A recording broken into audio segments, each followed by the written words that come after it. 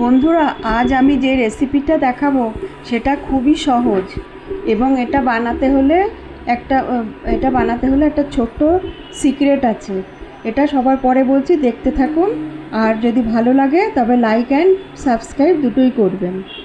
প্রথমে আমি তেলটাকে গরম করে নিলাম।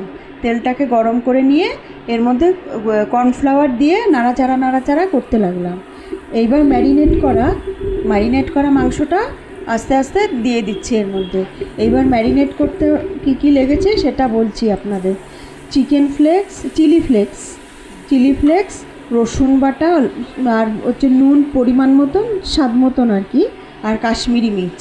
এই দিয়ে আমি আধ ঘন্টা ম্যারিনেট করে রেখেছি। আপনারা আধ ঘন্টা বা 45 মিনিট মতন ম্যারিনেট করে রাখতে পারেন। ম্যারিনেট করে রেখে এটা ভাজতে হবে। এটার একটা যে সিক্রেট রয়েছে সেটা হচ্ছে, এটা স্কিন শুদ্ধ মাংস কিনতে হবে। স্কিন শুদ্ধ উইংস কিনতে হবে, না হলে এই রেসিপিটা ভালো হবে না, এই উইংস ভাজাটা ভালো হবে না। এইবার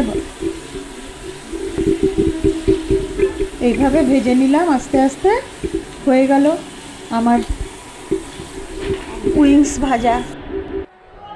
হ্যাঁ, এটা স্কিন শুদ্ধ উইংস কিনে এনে এটাকে রান্না করবেন। এটা রান্না করতে খুবই সোজা, মাত্র 3টি